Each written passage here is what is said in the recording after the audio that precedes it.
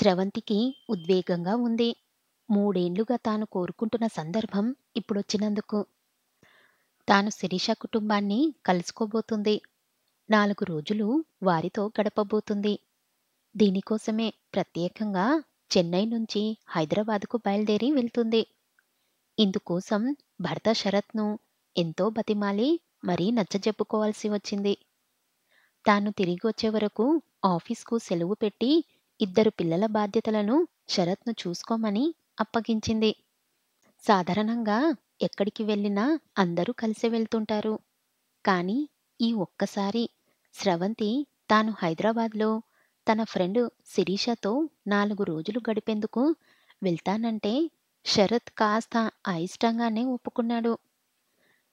స్రవంతి, శిరీష 10 ఏండ్ల క్రితం ఇంజినీరింగ్‌లో క్లాస్‌మేట్స్.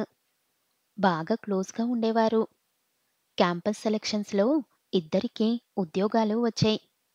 పెళ్ళిళ్ళయ్యాయి. శరత్‌కు అప్పటికే చెన్నైలో ఉద్యోగం కావడంతో తాను కంపెనీలో రిక్వెస్ట్ పెట్టుకొని హైదరాబాద్ వదిలేసింది స్రవంతి.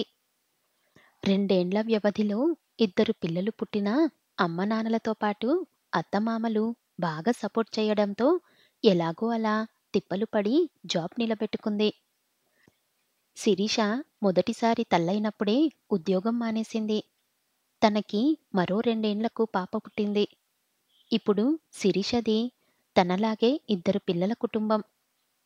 శిరీష భర్త మనోహర్ కంపెనీలు మారుతూ హైదరాబాద్‌లోనే జాబ్ చేస్తున్నాడు.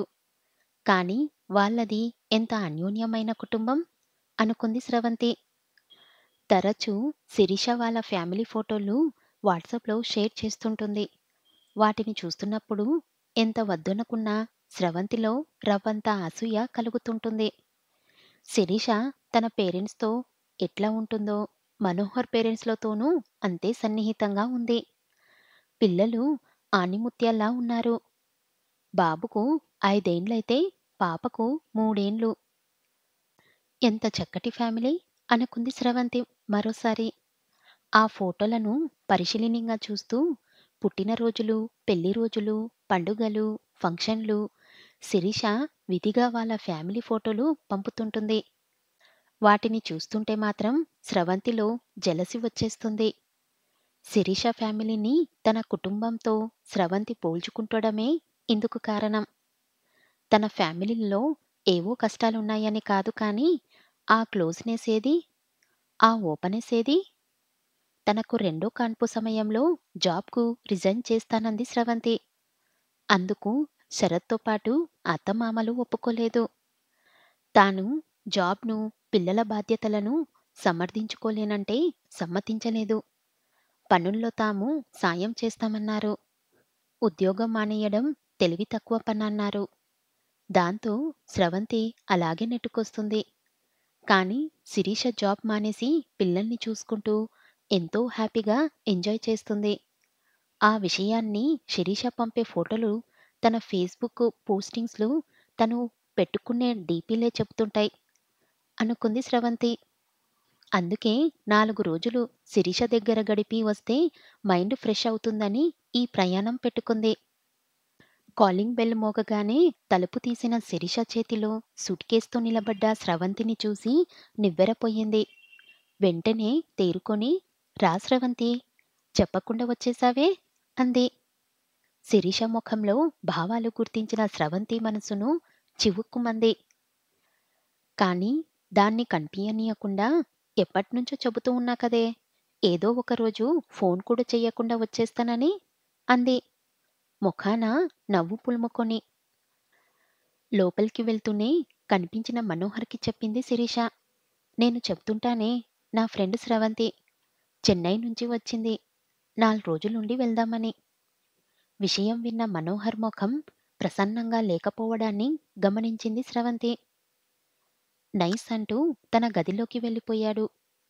ఈలోపు శిరీష కొడుకు చైతూ, కూతురు దివ్య వచ్చారు.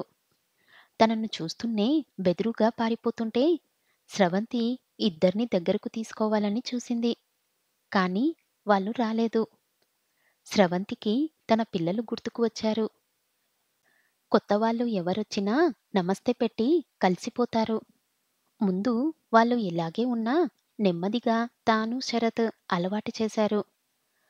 స్రవంతికి కాఫీ ఇచ్చి పిల్లలకు పాలిచ్చేందుకు ప్రయత్నించింది శిరీష. కాని చైతు తాగనని మొరాయించాడు. వాడికి ఒక్కటి తగిలించింది. దాంతో వాడు ఒక్కసారిగా ఏడుపు లంకించుకున్నాడు. స్రవంతి వారించబోయింది కాని, "నీకు తెలియదే, వీడు రోజూ ఇంతే. 4 తగిలిస్తే కాని తాగడు" అంది శిరీష. కొడుకు ఏడుపుకు బయటకు వచ్చిన మనోహర్, "ఏమిటి, పొద్దున్నే గోల" అని విసుక్కున్నాడు. "గోల అని విసుక్కోకపోతే వాడికి కాస్త పాలు పట్టించకూడదూ?" అంది శిరీష మరింత చిరాగ్గా. "వీకెండ్‌లో 2 రోజులు ఎలాగో నేనే పిల్లల్ని చూస్తున్నాను. వర్కింగ్ డే నాడు చూడమంటే ఎలా?" మనోహర్ కసురుకుంటూ అన్నాడు. ఇలా వాళ్ళిద్దరూ తన ముందే వాదులాడుకుంటుంటే స్రవంతికి ఇబ్బందిగా అనిపించింది. అక్కడ్నుంచి నెమ్మదిగా పక్క గదిలోకి వెళ్తుంటే, "అయినా మీ గారాబం వల్లనే వాడు మొండిగా తయారవుతున్నాడు" రెట్టించిన స్వరంతో శిరీష అనడం వెనక నుంచి వినిపించింది. స్రవంతి తనకిచ్చిన గదిలోకి వచ్చి ఆలోచిస్తూ కూర్చుంది. పిల్లల్ని చూసే విషయంలో ఎలాంటి పంతులు పట్టింపులు ఉండకూడదన్నది తాను. శరత్ మొదటి నుంచి అనుసరిస్తున్న విధానం. పైగా పిల్లల ముందు ఏ విషయంలోనూ వాదులాడుకోకూడదన్నది పెద్దవాడు పుట్టినప్పుడే తీసుకున్న నిర్ణయం. శరత్ కూడా ఈ విషయంలో ఎప్పుడూ జవదాటలేదు.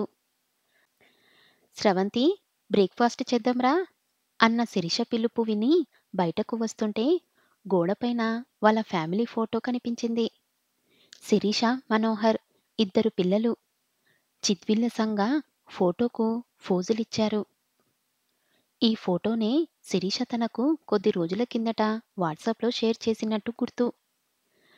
స్రవంతి, శిరీష బ్రేక్‌ఫాస్ట్ చేస్తుంటే మనోహర్ వాళ్ళ పేరెంట్స్ వచ్చారు. వాళ్ళను చూడగానే స్రవంతి గుర్తుపట్టింది. వీళ్ళతో కలిసి ఉన్న చాలా ఫోటోలను శిరీష తనకు పంపింది. అత్తమామలతో శిరీష అన్యోన్యత ఆ ఫోటోలలో చూసే తనకు వాళ్ళింటికి రావాలనిపించింది. అత్తమామలను చూడగానే శిరీష ముఖం చిట్లించింది. "రండత్తయ్య, టిఫిన్ చేసే వచ్చారుగా" అంటూ ఆమె సమాధానం కోసం చూడకుండా స్నానానికి వెళ్ళిపోయింది. ఆ పెద్దవాళ్ల ముఖాలు చూస్తే బ్రేక్‌ఫాస్ట్ చేసి రాలేదని గుర్తించిన స్రవంతి మనస్సు బాధపడింది. తానే చొరవ తీసుకొని వాళ్ళిద్దరికీ కాఫీ, బిస్కెట్లు ఇచ్చింది. అత్తమామలతో శిరీష అంటిముట్టనట్టు ఉండటం స్రవంతికి ఆశ్చర్యం కలిగించింది. మధ్యాహ్నం భోజనాలయ్యాక ప్రయాణ బడలికతో ఉన్న స్రవంతి కాసేపు నిద్రపోయింది. గంట తర్వాత గది బయట పెద్దగా అరుపులు వినిపిస్తుంటే స్రవంతి కంగారు పడుతూ లేచింది. "మీరు రావడం వల్ల నేనేమీ ఇబ్బంది పడటం లేదు. కానీ పిల్లల్ని గారాబం చేయవద్దంటున్నాను. మీరు వెళ్ళాక వాళ్ళని ఒక దారిని తీసుకురావడానికి తలప్రాణం తోకకు వస్తుంది" గట్టిగా రొప్పుతూ అంటుంది శిరీష. కోపంతో ఆమె కళ్ళు ఎర్రబడి ఉన్నాయి. "అదేంటమ్మా, పిల్లలు తాత నానమ్మల దగ్గరకు రాకుండా ఉంటారా? మేం కాస్త ముద్దు చేయడం నిజం.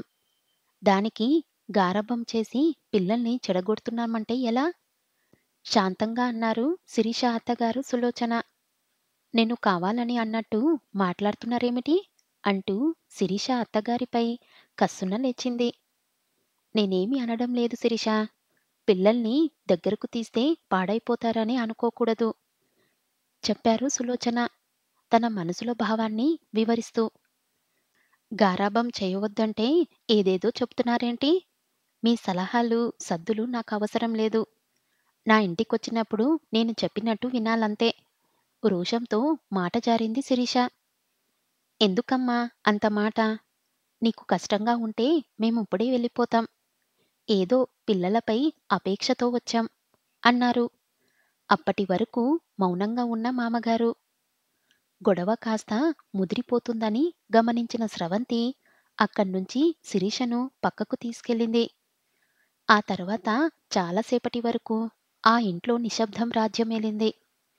పిల్లలు బిక్కచచ్చిపోయి కనిపించారు. స్రవంతికి అక్కడుండటం అసౌకర్యంగా అనిపించింది. పెళ్ళై 10 ఏండ్లైనా ఇప్పటి వరకు తాను అత్తయ్యతో ఒక్కసారి కూడా గట్టిగా మాట్లాడలేదు. అలా అని భేదాభిప్రాయాలు అస్సలు లేవని కాదు. అలాంటి పరిస్థితి ఎప్పుడైనా వస్తే తమ ఇద్దరిలో ఎవరో ఒకరు మౌనం పాటిస్తారు. దానితో కొద్దిసేపటికే మనస్పర్ధ సమసిపోతుంది. ఇక తను మామగారి ఎదుట కఠినంగా మాట్లాడిన సందర్భం ఒక్కటీ లేదు. అసలు తమ ఇల్లు షరతు వేసే జోకులతో ఎప్పుడూ సరదాగా ఉంటుందే తప్ప సీరియస్‌గా ఉండదు. స్రవంతి ఒక్కసారి తన ఫోన్ తీసి శిరీష చాట్స్‌లో వెతికి నెల కిందట పంపిన ఫోటోలు చూడసాగింది. శిరీష తన అత్తమామలతో కలిసి తీయించుకున్న ఫోటోలు 10 వరకు ఉన్నాయి. అన్నిటిలో శిరీష తన అత్తగారి భుజం పైన చెయ్యి వేసో, మెడ చుట్టూ చెయ్యి వేసో సన్నిహితంగా ఉంది. ఆ ఫోటోల ఆధారంగానైతే శిరీషకు ఉత్తమ కోడలిగా, బెస్ట్ మదర్‌గా అవార్డులు ఇవ్వవచ్చు. కానీ నిజ జీవితంలో, నిత్య జీవితంలో ఏం జరుగుతుందో స్రవంతి కళ్ళారా చూసింది. శరత్ గాని, తన అత్తమామలు గాని ఫోటోలకు ఎప్పుడూ ప్రాధాన్యం ఇచ్చేవారు కాదు. ఏ పండుగలప్పుడో తాను అడిగితే ఒప్పుకున్నా. ఒక్క కండిషన్ స్రవంతి, ఈ ఫోటోలు మన మధ్యనే ఉండాలి. సోషల్ మీడియాలో వాడకు అని శరత్ సున్నితంగా హెచ్చరించేవాడు. స్రవంతిలో అప్పటి వరకు ఉన్న భ్రమలు తొలగిపోయాయి. ఒక్క క్షణం కూడా అక్కడ ఉండాలని అనిపించలేదు. ఏమిటే 4 రోజులు ఉందామని వచ్చి అప్పుడే బట్టలు సర్దుకుంటున్నావ్? అడిగింది శిరీష. నీ ఫోటోల్లోని జీవితం మా ఇంట్లో చూద్దువు గాని, నాతో పాటు చెన్నై రా శిరీష. 4 రోజులుండి వెళ్దువు గాని అంది స్రవంతి సూట్కేస్ మోస్తూ.